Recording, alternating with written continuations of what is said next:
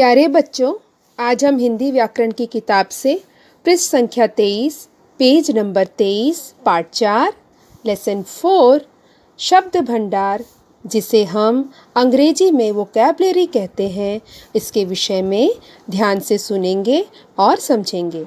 तो चलिए सबसे पहले आपको शब्द भंडार के विषय में बताती हूँ। शब्द हमने पिछली कक्षा में पढ़ा है जो वर्णों से मिलकर बनते हैं। भंडार ऐसी जगह जहाँ बहुत सारी चीज़ों को एक साथ रखा या स्टोर करके रखा गया हो। जैसे कि आपने सुना तो होगा ही, अनाज का भंडार जहाँ बहुत सारे अनाज को एक साथ रखा जाता है। तो फिर हम देखते हैं कि हमारे पास शब्दों के यहाँ पर कौन कौन से भंडार हैं। सार्थक शब्दों के अनेक रूप होते हैं जो हमारी इस किताब के भंडार में हैं। सार्थक शब्द यानी जिस शब्द में अर्थ हो।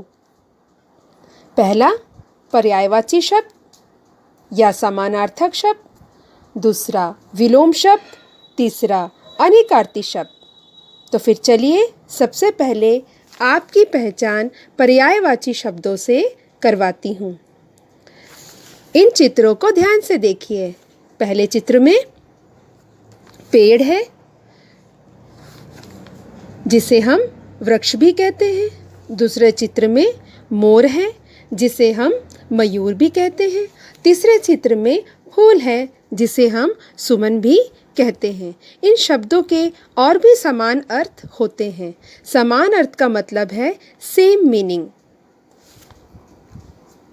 इसके अलावा और कुछ शब्द हैं जिसके समान अर्थ से आपका परिचय करवाती हूँ। जैसे आँख, जिसे हम लोचन, नयन, नेत्र, चक्षु कहते हैं। जैसे आदमी, जिसे हम मानव, नर, मानुष या मनुष्य कहते हैं। जैसे कि कमल, जिसे हम नीरज, पंकज, जलज और सरोज तथा पदम भी कहते हैं। और घर, जिसे हम सदन, भवन, गृह या आलय भी कहते हैं। तो बच्चों, आप जो इंडेक्स देख रहे हैं इसमें और भी कुछ पर्यायवाची शब्द दिए गए हैं। इसके अलावा और भी ऐसे कई पर्यायवाची शब्द होते हैं। अब हम विलोम शब्द के बारे में जानेंगे, जिसे इंग्लिश में ऑपोजिट वर्ड कहते हैं। इन चित्रों को ध्यान से देखिए। यहाँ पर दो एरो दिए हुए हैं। एक नीले रंग का है और दूसरा लाल रंग का। इनमें एक डिफरेंस है।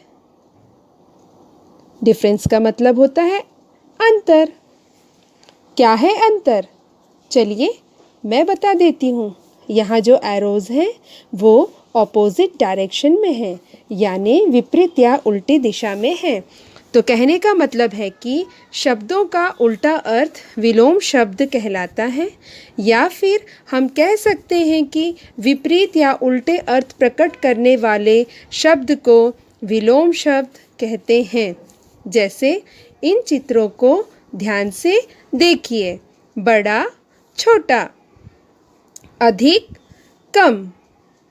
आप इन चित्रों को देख के ही यहाँ पर जो डिफरेंस है समझ सकते हैं। आदि कुछ उदाहरण इन इंडेक्स में दिए गए हैं। इसके अलावा और भी कुछ उदाहरण होते हैं, जैसे ऊपर, नीचे, हंसना, रोना, मोटा, पतला, दिन, रात, खुशबू, बदबू, सफ़ेद, काला आदि।